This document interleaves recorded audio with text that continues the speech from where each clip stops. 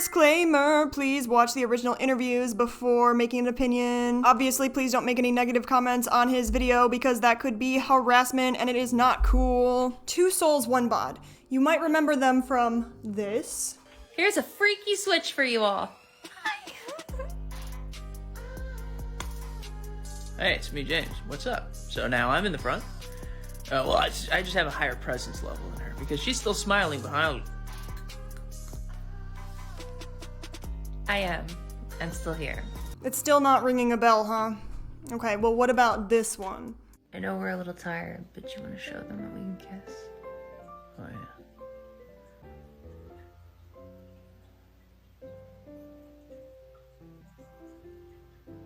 Let's do it again.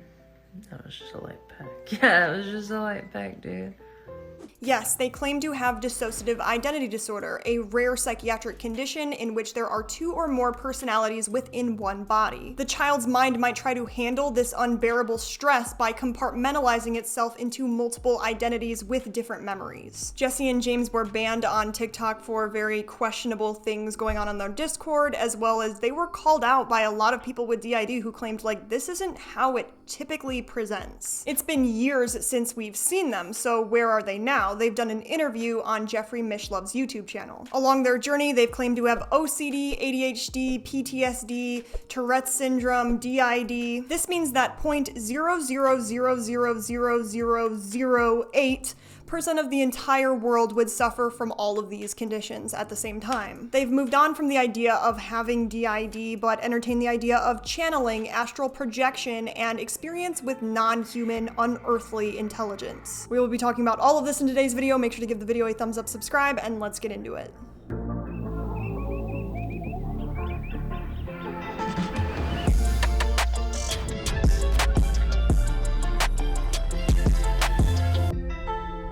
Who are Annika and Tristan? Well, Jesse and James were actually their stage names. Annika is Jesse and James is Tristan. Annika entered Tristan's body when he was 22 years old and slowly grew from what seemed as kind of an infancy. After 8 years of her kind of like having control of the body, but not really, she was really just experiencing things through the lens of Tristan, he ended up dying for 5 years until he came back, and now they are two souls in one body. According to Tristan and Annika, I would probably be what you might consider spiritually immature. Although I do want to entertain what they're saying. I am more likely, I feel, than the average person to entertain the idea of alien intelligence. However, I do still believe we are limited to what the human body is capable of. Shortly after Tristan came back into the body and they realized we are going to have to be two souls in one body, they made a TikTok account. I think one of the main issues people had with their TikTok account was that they were claiming to have DID. They even went as far as to get a diagnosis and record it.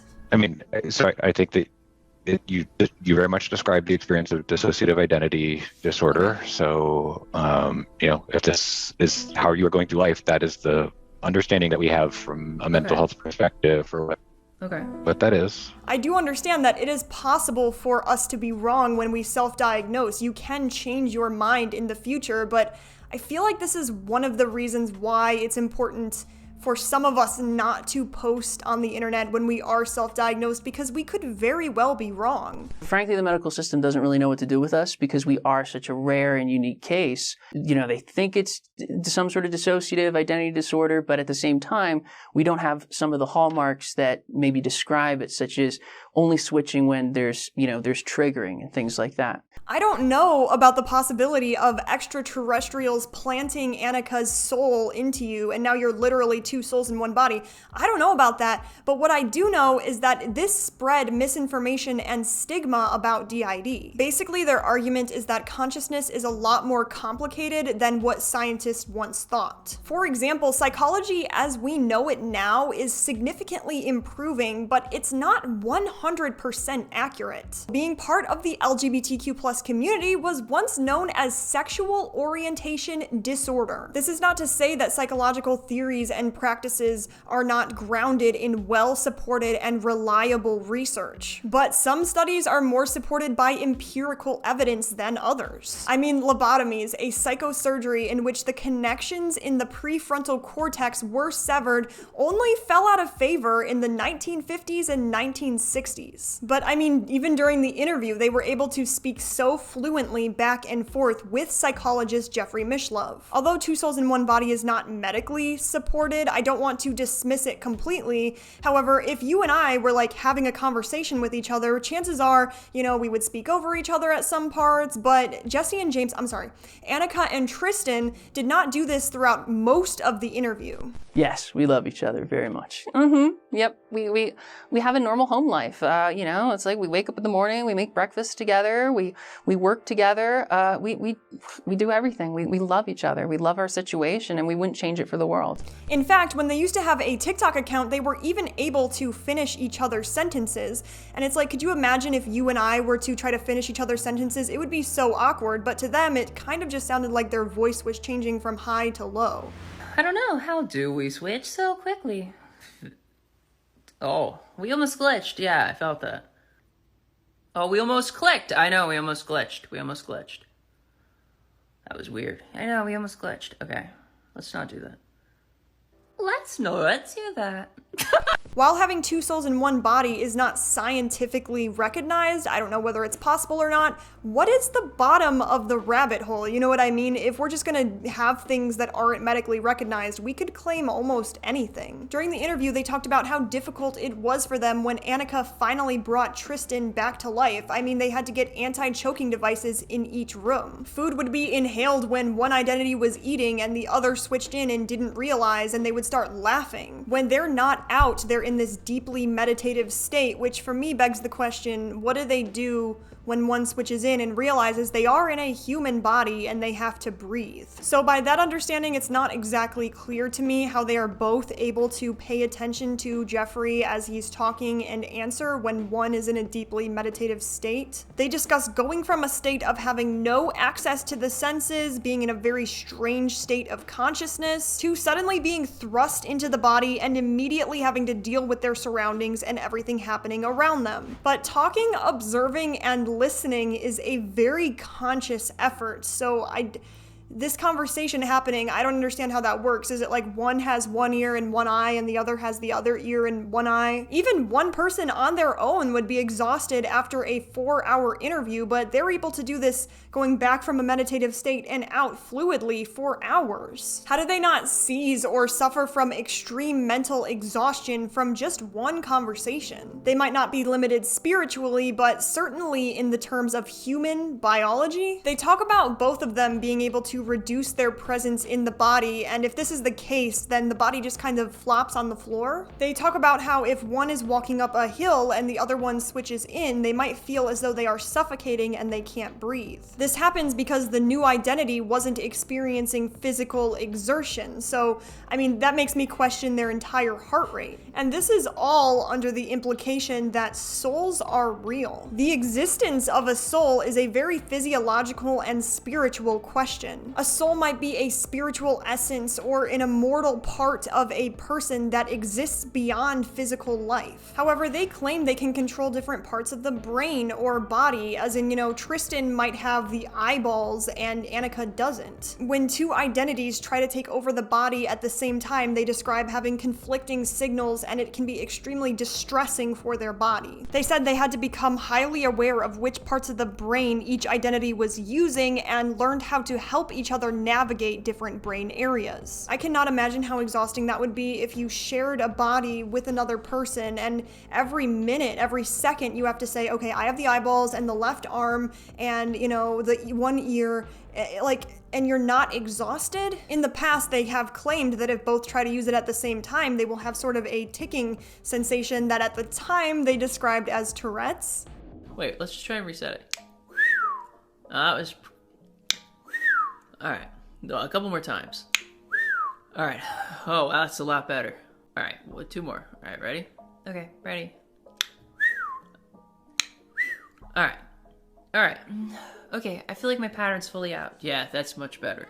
But also that they've mastered this in such a short amount of time. I mean, in my opinion, I would be more interested in hearing about how difficult it was for you to accomplish this. They said the medical community needs to start seeing consciousness in a different way. But where is all the evidence of having two souls in one body in history? I mean, in the past, before DID was medically recognized, people thought that it was sort of a possession or a witchcraft or a hysteria. But the symptoms were all the same. It was still DID, it just wasn't recognized as such. What about two souls in one body? I mean, it was recognized in mythology and some religions. For example, in ancient Egyptian religion, the Ka and Ba were considered different aspects of a person's soul that could exist separately from the body after death. In some shamanic traditions, it is believed that a person can have multiple souls and that they can leave the body. This kind of reminds me of the DID faker trend, in which you are actually able to system hop,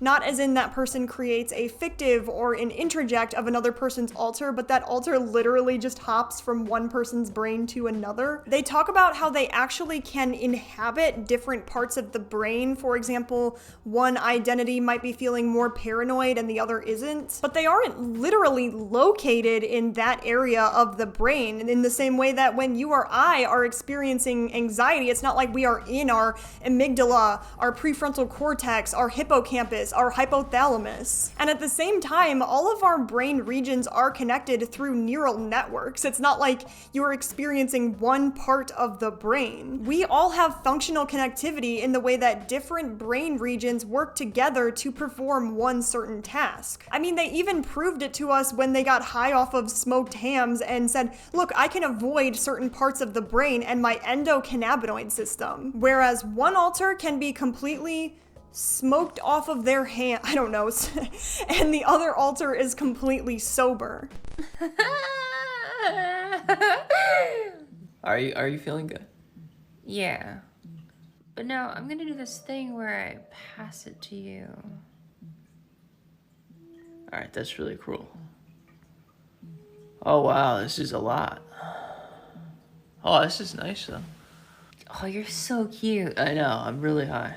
And so what we're doing is we're just moving around in the brain, because certain parts of the brain are affected by like certain things differently than other things. So we just like play. It's like we play tag. Yeah, it's like we play tag. This part of the brain. I know, it's really weird, right? Because now you're in that part of the brain and it's like, oh man. So your consciousness can actually move around the brain. I love you. I love you too. Substances like cannabis affect your entire body. It affects your hunger, you know, the munchies. And furthermore, it affects your heart rate. So this begs the question, if they're passing the high from one another, wouldn't one's heart rate be super high while the other one's isn't? Is this implying that their autonomic functions stay at a constant state? The endocannabinoid system is not connected to one specific altar, but rather the entire biological framework of the body. Switching altars does not bypass the philosophical effects that have already been introduced to the body by the substance. One criticism that they faced is that, you know, when they're talking, even though they're switching between one another, their mannerisms in their hands stay the same. Their explanation for this is that the physical appearance and mannerisms of the body might not change significantly with each altar. But this begs my question, how are you doing that when you are in a meditative state? They use an example of, you know, Tristan has control of this arm and Annika this arm, and they are able to pat their head and rub their tummy. Tristan says in this way they are able to cuddle, you know, because one will have control of one arm and the other has the other. But when one is not fronting, they are in a completely meditative state, so maybe I'm just missing something here. Tristan likes to read books to Annika, he likes to read The Hobbit to her, and in this way, she's actually able to see his thoughts. Okay, wait, maybe I can explain this better. You know how, like, if I told you to remember something, like picture right now a garden and you're actually thinking about it in your head, they are able to see each other's mental imagery. Psychologist Jeffrey Mishlove actually describes this experience as telepathy. But this is most often depicted in science fiction and paranormal literature as a form of extrasensory perception, where individuals communicate mentally over distances without physical interactions. It's kind of like when you were in elementary school and you knew twins and you would say, "Hey, think about this," and then go ask your twin if they got your message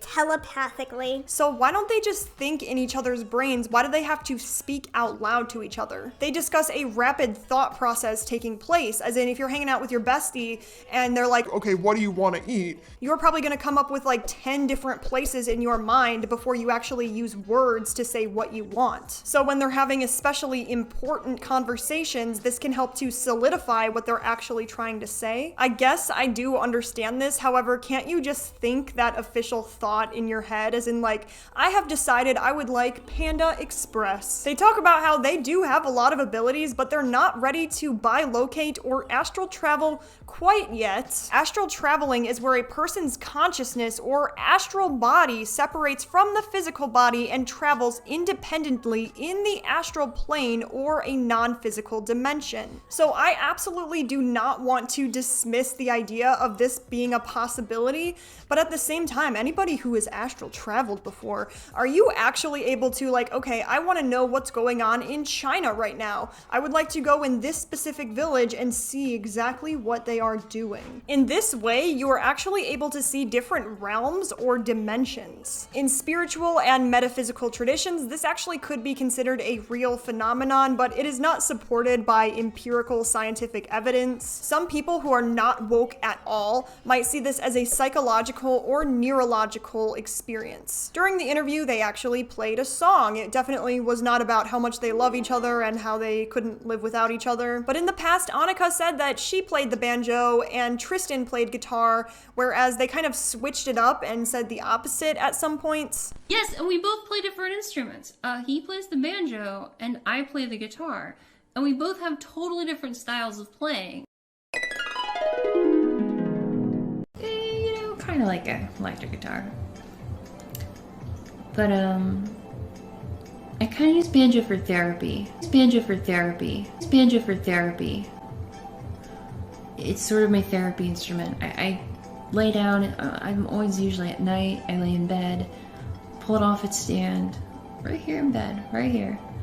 And I'll just play some songs, or I'll write a song, or I'll put lyrics to a song, and usually cry a lot.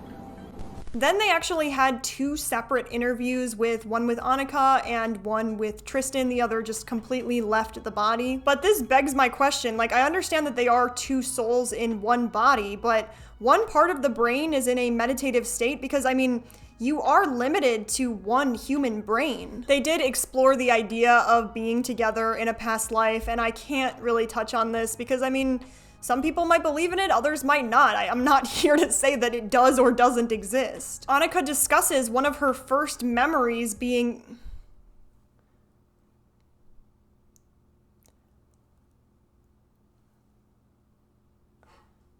There are two mourning doves making love. I'm not kidding. You think I'm playing? Okay, but you've seen other stuff they were doing. You didn't get to see that part. But much like the mourning doves outside my window, they actually experienced a profound feeling of love. I was in my ex-fiance's car at the time. I don't know where we were. We were driving through somewhere. And maybe like even in a drive-thru or something. And I want you to continue it. Okay. And the song Fireflies by Owl City came on the radio. And I loved it for some reason. Yeah, you just loved it. And you could feel me. Yes, I could feel you loving that song and being happy. And that was the first time I became aware of you. And I didn't know what you were. Oh, I know. And that is why your pet name that I have for you is Firefly. I love you. I love you too, Firefly. I can't say if there is a correct way to discover you have another identity inside you, but I feel like if I felt it would be at the very least extremely confusing and probably distressing. Basically, Annika was born in 2008 after a sad situation in which Tristan's fiance had a Tristan didn't really realize what she was. She was only a tiny little soul or consciousness that was growing until she was 5 years old and realized that she had the ability to take over the body. Annika discusses having slight control over the body like maybe a 5-year-old would. You know, she was walking down the street and she saw some blueberries and she actually just put them straight in her backpack and it made a mess, much like a careless 5-year-old might. But at the same time, Annika, or Jessie at the time, were getting very upset at people for saying that she didn't have a fully developed prefrontal cortex. So at the time that they were making these TikTok videos, she was 14 to 16 years old, but not really. And during this time, Tristan was on ADHD medication, which kind of doled Annika out. And he told his fiance that he felt like there was a little girl in a different dimension screaming inside his mind. Also, psychologist Jeffrey Mishlove said AHDH during the interview instead of ADHD, but I completely understand how that could just be a discrepancy. After 8 years of Annika growing in consciousness inside of their body, Tristan realized that this was his daughter. He said that when he realized this, he wanted to give her the entire body out of an act of love, but also said that he didn't really have a choice. He left her video messages and wrote things down before he ended up dying along with his family members. He literally said, I'm going to die and there's going to be an 8-year-old girl who is going to take over my body. He did forget to tell her that the body has a shellfish allergy, but you know what? If I was about to die and someone else was about to take my body, I don't know if I would think to myself, like, I gotta tell him about my allergy. He describes the place he went when he died as a realm of pure spirit. My question is, like, with them being actually two souls in one body, why isn't this talked about more? Why isn't this on national TV? I mean, maybe society just isn't woke enough yet? So this might be confusing, but Annika was born in 2008. He feels like he is 34 because he was gone for 5 years, but he is actually 37. And I mean, correct me if I'm wrong, like, but isn't this that you're dating a 14-year-old? Not only a 14-year-old, but also, I'm so sorry, your daughter, because, you know, Annika talks about how she wanted a relationship with their ex-fiance like a mother. Annika said that during this time, they were dealing with an autism spectrum disorder diagnosis along with synesthesia. Some people with synesthesia might be able to hear colors, see sounds, taste shapes. During this time when Annika was, you know, 8 to 14 and Tristan was unfortunately dead, she was experimenting with meditation and altered states of consciousness. She said that during this time, she was exploring her consciousness and eventually found Tristan. She experimented with cannabis, shrooms, other substances, and had a focus on achieving ego death. In this time, they actually were able to observe the brain and actually see where memories are stored. I don't know if they were being metaphorical about this. I don't think so, but you know, I don't know if it's possible for us to actually go inside our hippocampus. This does literally remind me of that Disney movie, Inside Out, where there's literally an area that you could go through and see all of the different memories. This might be good for hypothetical exploration or a creative project, but with real world science, I could be wrong here, but it is not possible with existing technology. Annika and Tristan take a very responsible approach of saying, I didn't really want to go into specifically what substances I used in order to gain this enlightenment. Absolutely no hate to psychologist Jeffrey Mishlove. However, psychedelics can also have a very negative experience. You know, you can experience flashbacks. You can have psychological distress, impaired functioning that might make you do something that can hurt you very badly. Anyways, Annika and Tristan talk about how they kind of joke back and forth, and you know, sometimes Annika will playfully call him dad. And I still think of him as my dad a little bit. So like, it's like we have moments where I'll be like, hey dad, you know what I mean? Like we play with each other, we tease each other, we make each other uncomfortable sometimes, but. Yeah. Which is interesting because, you know, they are in love and you know, that is your daughter and she is, you know, you said she came into existence in 2008. At this point, it's like he is a brother, father, but at the same time, neither of those things technically or legally. And he's also like my boyfriend. It's weirdly like in.